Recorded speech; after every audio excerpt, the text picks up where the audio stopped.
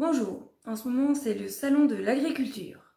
On le voit dans tous les journaux télévisés.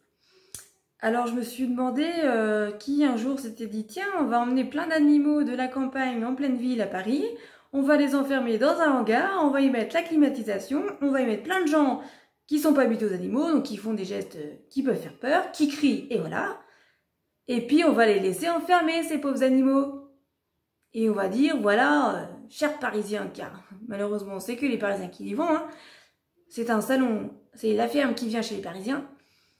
Je ne crois pas qu'une vache soit vraiment faite pour vivre dans un hangar avec la climatisation. Enfin, quand on parle que des vaches.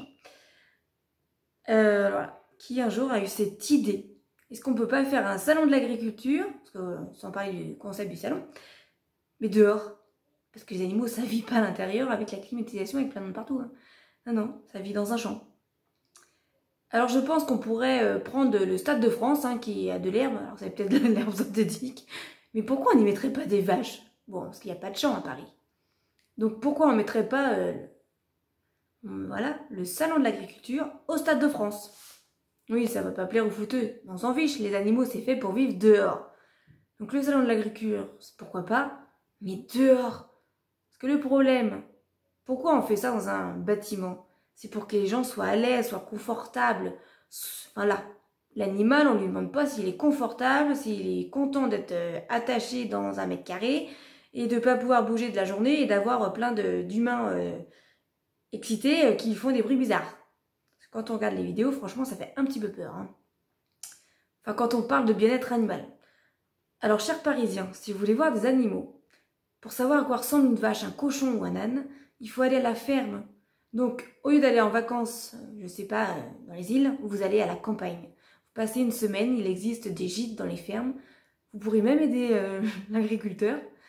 Et vous découvrirez la vraie vie auprès des animaux. Et vous verrez les vrais animaux dans leur milieu, quoi. Parce que de montrer à son enfant une vache dans un bâtiment climatisé avec 1 mètre carré attaché, c'est pas l'aider. Après, l'enfant, il a l'impression qu'une vache, ça vit comme ça.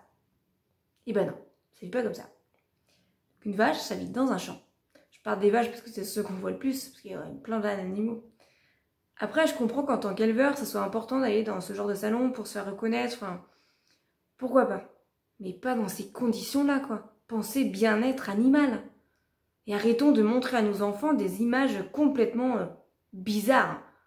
Moi, mes enfants, ils comprennent pas pourquoi à la télé, on voit des vaches parquées, attachées par un anneau dans le nez, et voilà. Et qu'après, on dit, ah, pendant que le salon est fermé, la nuit, on promène les animaux. Mais ça va pas ou quoi? Les animaux, vous les promenez, vous, dans le champ? Non, ils se promènent tout seuls. Voilà. C'était le coup de gueule du jour sur le salon de l'agriculture. Je vous souhaite une belle journée, pas ensoleillée.